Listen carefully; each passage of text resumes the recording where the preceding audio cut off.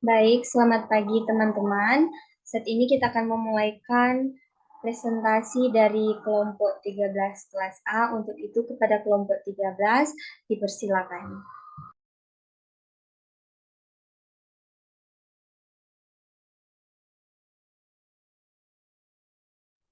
Sebelumnya untuk anggota kelompok 13 mohon raise hand.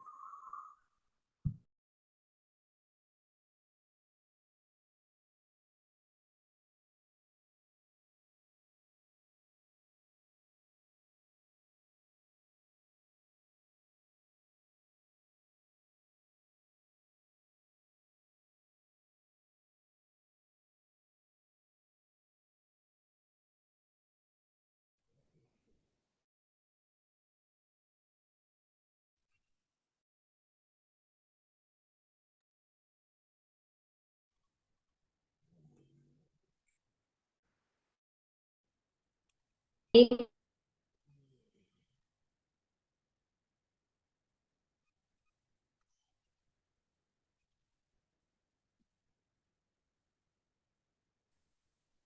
terima kasih atas kesempatan yang diberikan. Kami dari kelompok 13 kelas A akan mempresentasikan topik kami terkait surveillance penyakit menular, TBC, dan HIV. Next slide.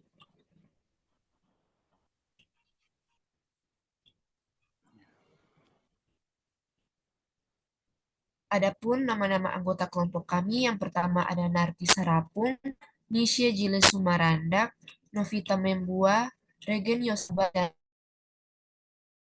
next slide. Dengan topik bahasan kami pada hari ini, yang pertama penyakit menular TBC, yang kedua penyakit menular HIV, yang ketiga tujuan surveillance penyakit menular, dan yang keempat langkah-langkah melakukan surveillance penyakit menular. Next slide akan dilanjutkan oleh teman saya.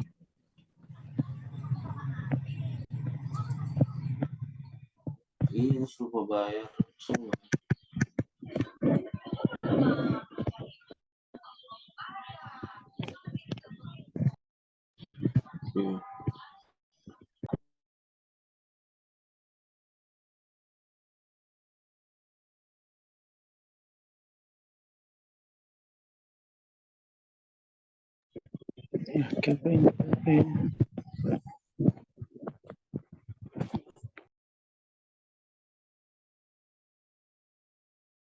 Baik, kita masuk ke TBC. Next slide.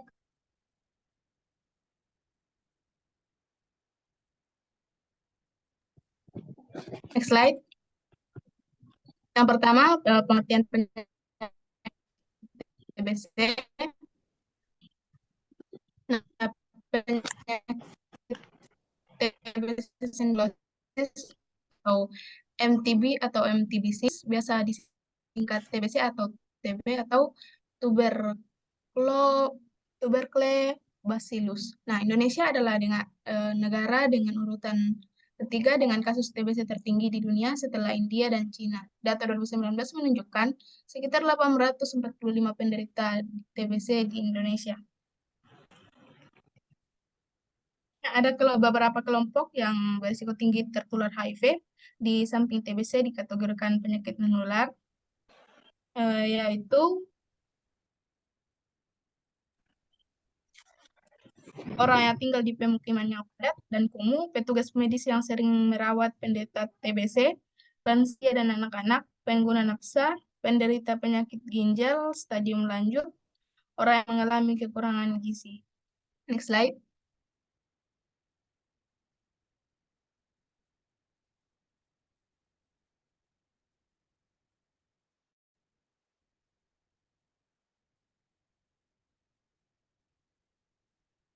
Next slide.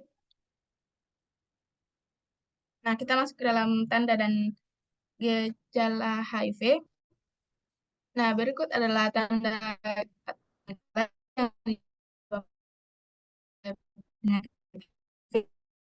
yang pertama, batuk yang berlangsung dalam waktu yang lama, misalnya 3 kemudian batuk yang disertai dahak dan batuk darah. Yang ketiga, nyeri dada saat bernafas atau batuk. Yang keempat, berkeringat di malam hari. Yang kelima, hilang nafsu makan. Yang keenam, penurunan berat badan. Yang ketujuh, demam dan menggigil. Dan yang ketujuh, kelelahan. Nah, TBC juga dapat menyerang organ lain seperti paru-paru. Nah, berikut adalah gejala dan berikut adalah gejala yang dapat ditimbulkan oleh TBC apabila menyerang organ lain. Nah, yang pertama kencing berdarah pada TBC ginjal, yang kedua pembengkakan kelenjar getah bening pada bila terkena TBC kelenjar, yang ketiga nyeri punggung pada TBC tulang, yang keempat sakit kepala dan kejang bila terkena TBC di otak, yang kelima sakit perut dan hebat jika mengalami TBC usus. Next slide.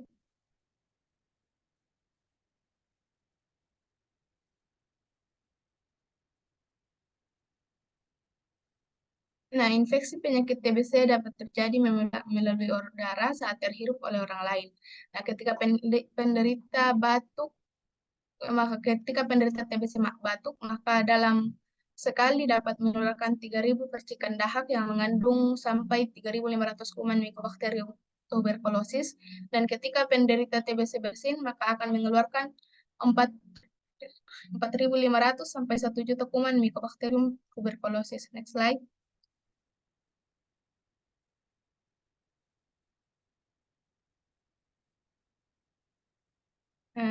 Next slide.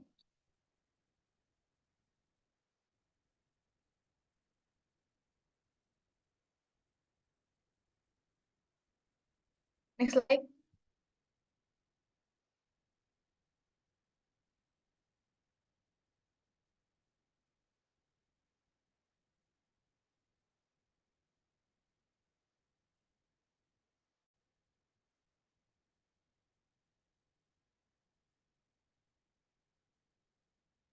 Nah, kita masuk ke dalam pencegahan TBC. Nah, beberapa langkah yang dapat diambil dalam pencegahan TBC. Yang pertama, makan hidup bersih. Misalnya mencuci tangan dengan sabun, mengkonsumsi makanan yang bergizi, dan mengurangi kontak dengan penderita TBC. Yang kedua, rajin menggunakan masker.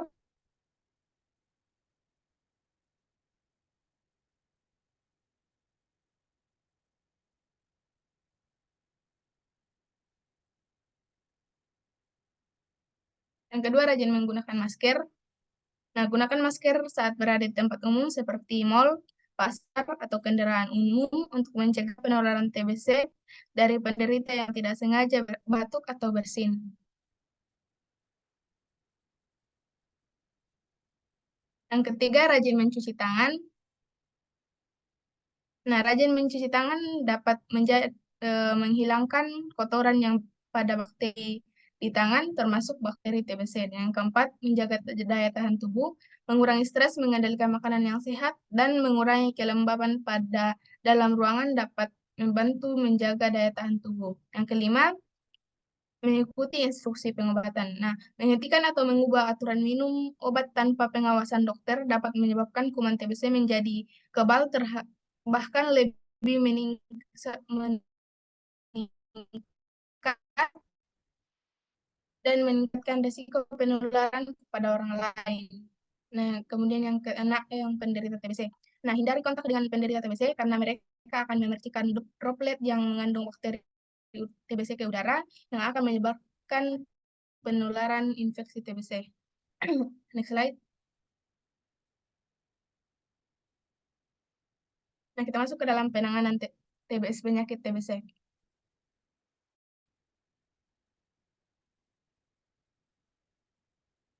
Nah, penanganan TBC dapat dilakukan melalui beberapa cara meliputi pengobatan 2 tahap, yaitu tahap awal atau insentif selama 2 bulan, dan tahap lanjutan dengan lama pengobatan 6-8 bulan, tergantung pada berat dan ringannya penyakit. Nah, penderita harus minum obat secara lengkap dan teratur sesuai dengan jadwal berobat sampai dinyatakan sembuh. Yang kedua, pemeriksaan ulang dahak. Nah, pemeriksaan ini dilakukan 3 kali untuk memantau perkembangan kemajuan pengobatan, yaitu pada akhir pengobatan tahap awal, sebulan sebelum akhir pengobatan, dan pada akhir pengobatan. Yang ketiga, tempat berobat untuk penderita TBC meliputi puskesmas, balai pengobatan penyakit paru-paru atau BP4, rumah sakit, klinik, dan dokter praktik swasta. Di puskesmas, penderita bisa mendapatkan obat TB secara gratis. Kemudian yang keempat, fokus dalam penanganan TBC pada pekerja dengan upaya seperti penguatan PPM atau public private mix, DL, hospital dots linkage, workplace atau perusahaan dan press dan advokasi. Yang kelima, keterlibatan perusahaan dalam mengatasi TBC dan karyawannya seperti dengan program Free TBC Workplace yang bertujuan untuk menciptakan lingkungan kerja yang bebas TBC dan mengeliminasi stigma tentang TBC. Yang keenam, upaya pemerintah dan daerah untuk meningkatkan kualitas pelayanan kesehatan sesuai standar kepada seluruh orang dengan TBC dengan meningkatkan cakupan penemuan dan penanganan penderita penyakit TBC BTA. Nah, selain pemeriksaan BTA, terdapat serangkaian pemeriksaan TBC lainnya yaitu tes kulit Montox atau tuberculin skin test, tes darah IGRA atau interferon gamma release assay, bronskopi, fotorongen, dan CT scan. Next slide akan dipresentasikan oleh teman saya.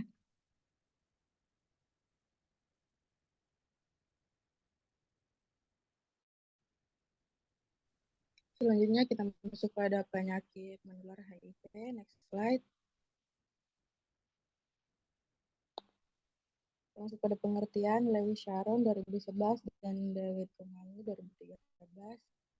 HIV atau Human Immunodeficiency Virus adalah virus sitopatik dari famili retrovirus yang terintegrasi dalam material genetik pada sejumlah besar sel, merubah proviral DNA, dan encoding struktur, regulasi, dan aksesori protein pada sel.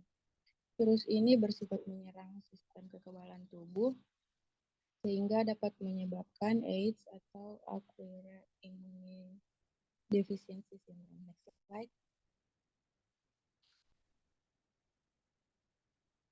Kita masuk pada tanda dan gejala. Yang pertama ada demam, kelelahan, otot pegal, nyeri sendi, dan pembekakan kelenjar getah bening, nyeri tenggorokan dan sakit kepala, ruam-ruam kulit, diare, mual dan muntah berkepanjangan, turunnya berat badan, batuk kering, pneumonia dan toksoplasmosis, berkeringat pada malam hari, perubahan pada kuku, bingung dan sulit berkonsentrasi, kesemutan dan lemah, herpes di mulut dan alat kelamin, menstruasi tidak teratur. Slide. Kita masuk pada pencegahan HIV.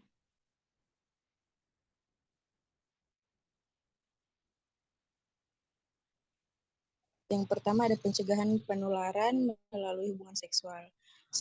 Infeksi HIV terutama terjadi melalui hubungan seksual, sehingga pencegahan AIDS perlu difokuskan pada hubungan seksual. Agar terhindar dari tertularnya HIV dan AIDS, seseorang harus berperilaku seksual yang aman dan bertanggung jawab, yaitu hanya berhubungan seksual dengan pasangan sendiri. Apabila salah seorang pasangan sudah terinfeksi HIV, maka dalam melakukan hubungan seksual harus menggunakan kondom secara benar. Yang kedua ada pencegahan penularan melalui darah. Terdiri dari yang pertama transfusi darah, memastikan bahwa darah yang dipakai untuk transfusi tidak tercemar HIV. Yang kedua ada alat suntik dan alat lain yang dapat melukai kulit. Disinfeksi atau membersihkan alat-alat seperti jarum, alat cukur, alat tusuk, untuk tindik dan lain-lain dengan pemanasan atau larutan disinfektan. Yang ketiga ada pencegahan penularan dari ibu ke anak. Next slide.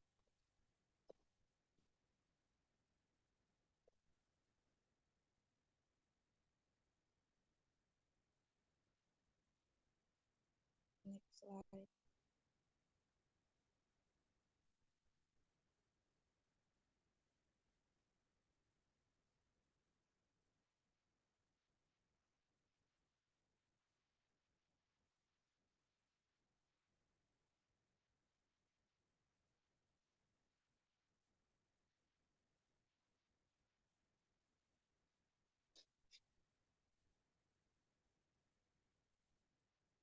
Next slide.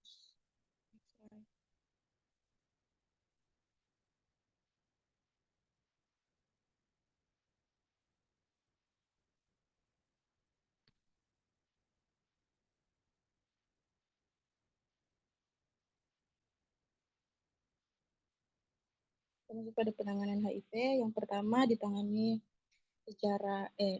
efektif secara medis. Kadangkala orang yang terkena HIV atau AIDS menjadi hipersensitif atau alergi terhadap pengobatan dan hingga saat ini tidak ada terapi yang memungkinkan tubuhnya akan mampu mentolerir virus tersebut. Jika tidak ditangani, opportunistic infection ini dapat menyebabkan kematian kira-kira 3 tahun setelah didiagnosis mengalami AIDS. Ada sebagian kecil pasien yang dapat bertahan lebih dari 3 tahun, dapat hidup dan tetap aktif setelah beberapa tahun didiagnosis karena adanya perbedaan biologi dan psikososial dari masing-masing pasien. Obat ini tidak untuk mencegah penyakit HIV dari orang yang terinfeksi ke orang lain, tidak untuk menyembuhkan infeksi HIV, dan juga tidak berfungsi untuk membunuh virus. Yang kedua, pengguna obat antiretroviral. Antiretroviral digunakan untuk memblokir atau menghambat proses reproduksi virus, membantu mempertahankan jumlah minimal virus di dalam tubuh, dan memperlambat kerusakan sistem kekebalan sehingga orang yang terinfeksi HIV dapat merasa lebih baik dan bisa menjalani hidup normal. Next slide.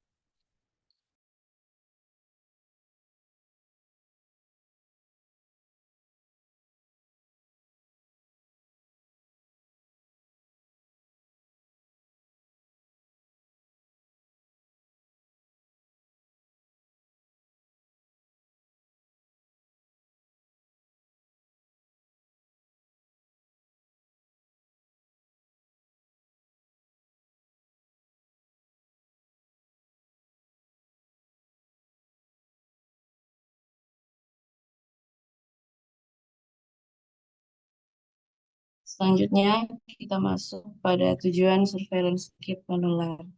Yang pertama, tujuan surveillance penyakit TBC. Surveillance TBC merupakan pemantauan analisis terus-menerus terhadap data dan informasi tentang kejadian penyakit dan kondisi yang mempengaruhinya untuk mengarahkan tindakan penanggulangan yang efektif dan efisien. Surveillance TBC berbasis indikator bertujuan untuk memperoleh gambaran yang akan digunakan dalam perencanaan, pelaksanaan, dan penilaian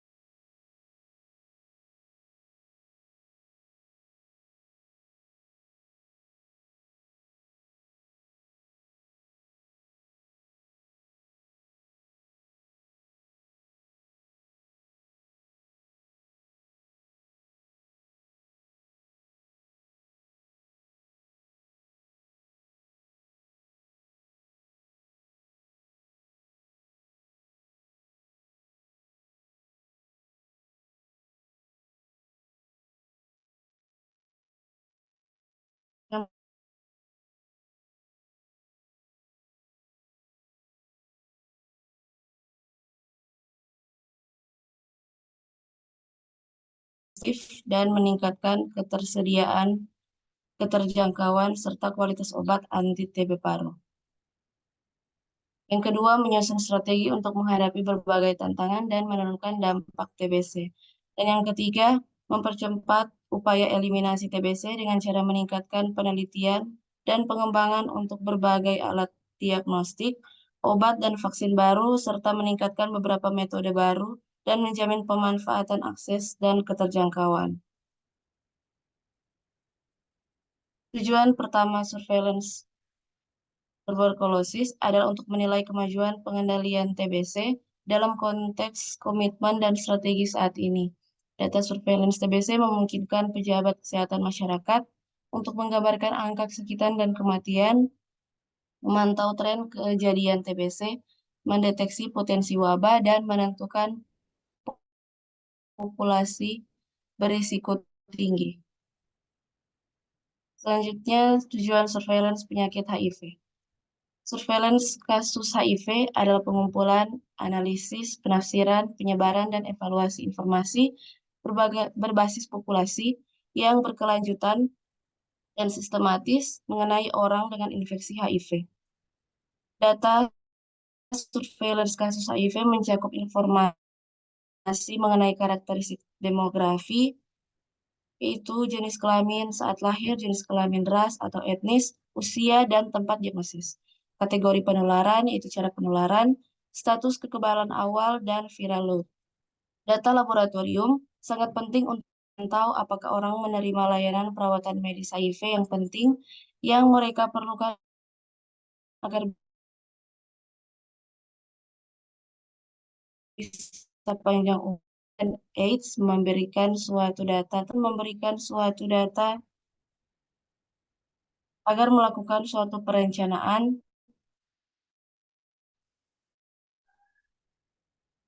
pelaksanaan, dan pemantauan. Tujuan dari program ini adalah untuk memantau dan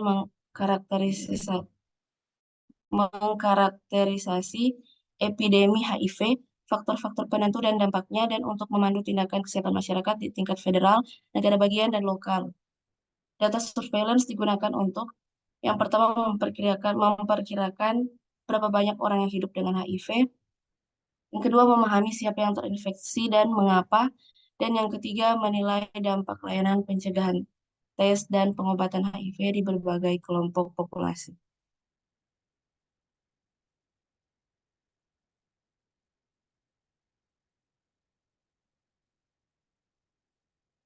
Baik, terima kasih. Sebelumnya apakah suara saya terkedengaran? Ada. Baiklah, selanjutnya kita masuk pada langkah-langkah surveillance penyakit menular TBC dan HIV. Yang pertama ada pendaftaran pasien di mana meliputi registrasi pasien yang mengidap TBC atau HIV, mencakup data demografi, kondisi kesehatan, dan kemungkinan kontak dengan pasien lain. Yang kedua adalah pemeriksaan klinis. Pemeriksaan klinis secara terstruktur termasuk pemeriksaan fisik, kesehatan kulit, kesehatan telinga, kesehatan paru-paru, pemeriksaan kesehatan sistem urin. Yang ketiga adalah pemeriksaan laboratorium. Pemeriksaan laboratorium seperti pemeriksaan kesehatan darah, pemeriksaan kesehatan urin, dan pemeriksaan kesehatan kulit. Kemudian yang keempat adalah pemeriksaan radiologi, di mana meliputi pemeriksaan radiologi seperti pemeriksaan radiologi paru-paru, radiologi tulang, dan pemeriksaan radiologi kulit. Yang kelima ialah pemeriksaan kesehatan kulit. Nah, pemeriksaan kesehatan kulit ini seperti kulit pada keluarga, pemeriksaan kulit pada kontak dengan pasien TBC atau HIV. Yang keenam adalah pemeriksaan kesehatan lingkungan, di mana seperti yang lingkungan yang mungkin ke TBC atau HIV, seperti meningkatkan risiko infeksi dan mungkin meningkatkan risiko kontaminasi dan risiko pencemaran. Yang ketujuh ialah pemeriksaan kesehatan, di mana pemeriksaan kesehatan seperti pemeriksaan kesehatan yang mungkin meningkatkan risiko TBC atau HIV. Next. Kemudian ada penyakit menular TBC. Surveillance TB secara digital berbasis kasus dan real-time status kemajuan sistem surveillance TB secara digital dan real-time. Berbasis kasus memiliki beberapa keunggulan dibandingkan pelaporan data agregat yang berbasis kertas atau tradisional. Lalu penyakit menular HIV. Dibentuknya Komisi Penanggulangan AIDS di pusat berdasarkan keputusan Presiden nomor 36 tahun 1994. Keputusan tersebut kemudian ditindaklanjuti dengan adanya keputusan Menteri Koordinator Bidang Kesejahteraan Rakyat atau Ketua Komisi Penanggulangan AIDS nomor Kemenko Kesra 1 1995 tentang Program Nasional Penanggulangan HIV/AIDS Pelita 6. Next akan dibawakan teman saya. Terima kasih. Dalam kesimpulan, surveillance penyakit menular seperti TBC dan HIV memiliki peran yang krusial dalam pemantauan dan pengendalian penyakit-penyakit tersebut. Dengan melakukan surveillance secara rutin, pemerintah dan lembaga kesehatan dapat mengumpulkan data tentang jumlah kasus baru, distribusi geografis, faktor risiko, dan tren epidemiologi. Surveillance penyakit menular seperti TBC dan HIV penting untuk pemantauan terus-menerus terhadap penyebaran dan tren penyakit ini untuk menginformasikan kebijakan kesehatan publik serta intervensi efektif dalam pencegahan dan pengendalian kedua penyakit tersebut. Next. Demikian presentasi dari kelompok kami, dikembalikan kepada penanggung jawab.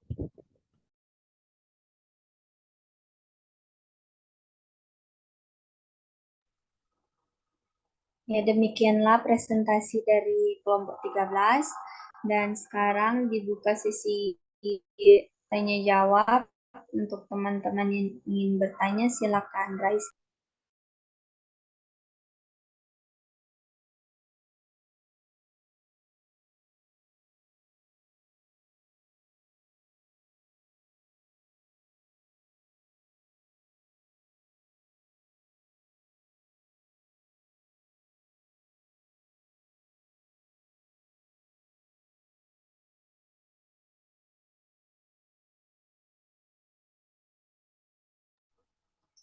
Jika tidak ada yang bertanya, saat ini saya selaku moderator sekaligus PJ mata kuliah Surveillance Kesehatan Masyarakat menutup presentasi dan sesi diskusi di pagi hari ini.